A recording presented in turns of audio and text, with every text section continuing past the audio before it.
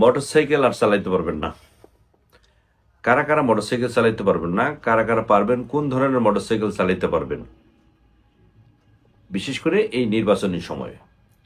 আর 3 দিন পরেই নির্বাচন, ত্রয়োদশ জাতীয় সংসদ নির্বাচন। এই নির্বাচনে বর্তমান সরকার যিনি নির্বাচনের ব্যবস্থা করেছেন, নির্বাচন কমিশন থেকে একটা বার্তা এসেছে যে কারা কারা মোটরসাইকেল চালাতে পারবেন, কারা কারা পারবেন না নির্বাচনকালীন সময়। নির্বাচনকালীন সময় শুরু হবে 10 তারিখ থেকে। 12 তারিখে নির্বাচন। 10 তারিখ রাত 12টার পর থেকে 10 তারিখ রাত 12টার পর থেকে কেউ কোনো মোটরসাইকেল চালাইতে পারবেন না। সবাই যে পারবেন না তা না, গুটি কয়েক লোক পারবেন। কোন কোন মোটরসাইকেল পারবেন সেটা বলে দিচ্ছি। আবার বলি সময়টা, 10 তারিখ 12টা থেকে রাত 12টার পর থেকে 12 তারিখ রাত 12টা পর্যন্ত।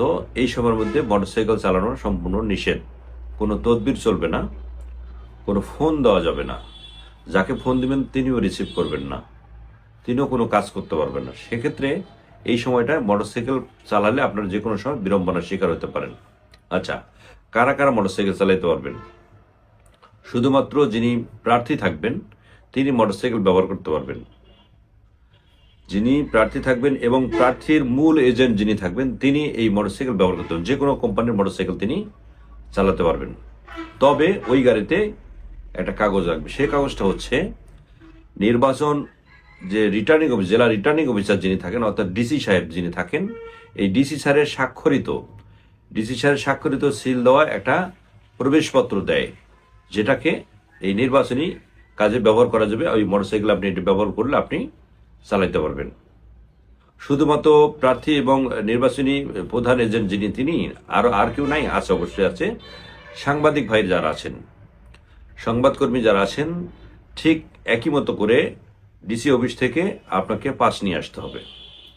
ডিসি স্যারের স্বাক্ষরিত পাস লাগবে। এই পাস ছাড়া কাউকেই দিবে না। আপনি সাংবাদিক হন আর যেই হন, পুলিশ হন আর যেই হন, আপনি মোটরসাইকেল নিতে পারবেন না। আপনি যে ধরনের পেশায় থাকেন না কেন, নির্বাচনকালীন সময়ে যে সময়টার কথা বললাম, 10 তারিখ 12টা থেকে 12 তারিখ রাত 12টার পর পর্যন্ত কেউ মোটরসাইকেল চালাতে পারবে না। শুধুমাত্র জেলা রিটার্নিং অফিসার অর্থাৎ ডিসি স্যারের অনুমতি ছাড়া বা স্বাক্ষরিত পাস ছাড়া কেউ চালাতে পারবেন না। আচ্ছা, যেই চালাইতে পারেন না কেন, আপনি সংবাদকর্মী হন অথবা প্রার্থী হন অথবা প্রার্থীর মূল এজেন্ট হন, যারাই হন না কেন, অবশ্যই চালানোর সময় আপনার সাথে অবশ্যই ড্রাইভিং লাইসেন্স লাগবে। ড্রাইভিং লাইসেন্স এবং হেলমেট ছাড়া কখনোই বাইক চালাবেন না। এই নির্বাচনকালীন সময়ের বাইরেও, এই নির্বাচনের বাইরেও যখন যারা বাইক চালাবেন, এর আগে একাধিক ভিডিওতে বলেছি, আপনি বাইক